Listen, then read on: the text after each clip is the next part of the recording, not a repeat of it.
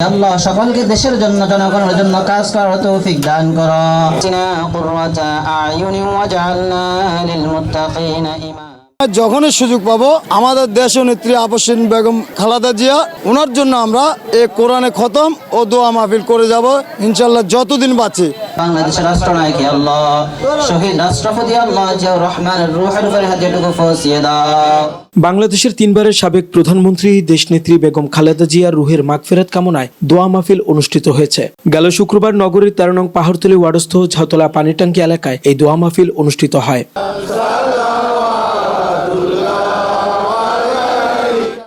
উক্ত অনুষ্ঠানে প্রধান অতিথি হিসেবে উপস্থিত ছিলেন চট্টগ্রাম মহানগর বিএনপির সাবেক যুগ্ম আহ্বায়ক, বাংলাদেশ শ্রমিক ফেডারেশন কেন্দ্রীয় কমিটির সভাপতি এস.কে খোদাতোতন। বিশেষ অতিথি হিসেবে উপস্থিত ছিলেন বাংলাদেশ জাতীয়তাবাদী কৃষক দল কেন্দ্রীয় নির্বাহী কমিটির যুগ্ম সম্পাদক আলহাজ সৈয়দ এম সাইফুদ্দিন, বিএনপি নেতা তানভীর মল্লিক, আরমান হোসেন বাবু সহ বিভিন্ন পর্যায়ের নেতৃবৃন্দ। আপনারা জানেন 75-এর 15 আগস্ট শেখ মুজিব মারা যাওয়ার পরে শহীদ প্রেসিডেন্ট জিয়াউর রহমান হানা ভোটের মাধ্যমে দেশে রাষ্ট্রীয় ক্ষমতা আসেন।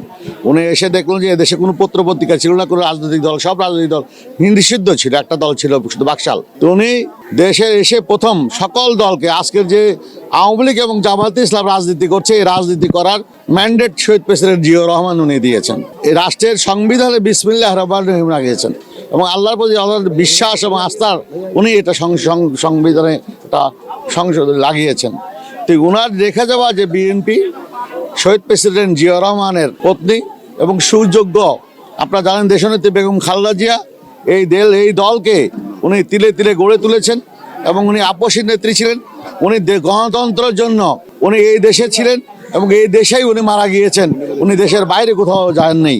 তাই ওনার রেখে যাওয়া আদর্শকে আমরা উজ্জীবিত হয়ে এবং ধারণ করে আগামী 12ই ফেব্রুয়ারি যে নির্বাচন হবে, শহীদ প্রেসিডেন্ট জিয়াউর রহমানের উত্তরসূরি এবং দেশনেত্রী বেগম খালেদা জিয়ার সুযোগ্য সন্তান তারেক রহমানের নেতৃত্বে এই জাতি ঐক্যবদ্ধ এবং গণতন্ত্র রক্ষায় দেশের মানুষ ভোট দিয়ে আগামী দিনে বিএনপিকে ক্ষমতায় আনবেন এবং তারেক রহমান প্রধানমন্ত্রী হবে।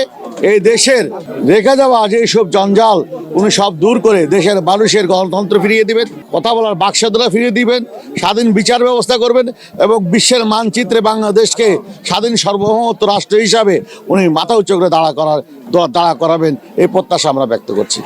গণতন্ত্রের জন্য আপসীন সংগ্রাম করে গেছেন উনি। উনার দুইজন ছেলের দিকে না দেখি পুরো বাংলাদেশের 18 কোটির মানুষের দিকে দেখেছেন। উনি যদি চাইতেন রাজা রানীর মতো জীবনযাপন করতে পারতেন, উনি যদি আপোষ করতেন 2008 সালে উনি ক্ষমতা আসতে পারতেন, কিন্তু উনি দেশের স্বার্থে জনগণের স্বার্থে কখনো আপোষ করেন নাই। এই আপোষের নেত্রী শেষ পর্যন্ত উনি তার জীবনের শেষ জীবনেও উনি দীর্ঘদিন জেল এবং গৃহবন্দী থেকেছিলেন, আপনারা সবাই জানেন। তাই আজকে এই দেশনেত্রীর প্রতি মানুষের এত ভালোবাসা, আজকে আমরা উনার দোয়া মাহফিল, আল্লাহ উনাকে বেহেশতের আলা মাকাম নসিব করুন, ওনার দোয়া মাহফিল আজকে আসলাম।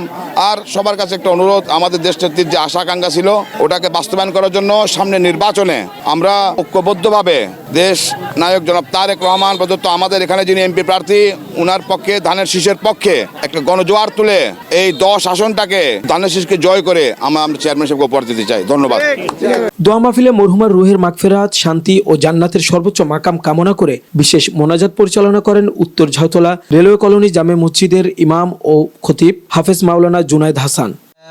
عند الصخرة الموت شهادة أن لا إله إلا الله محمد رسول الله।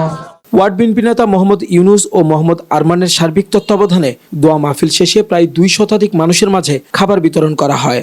Desk news day 24।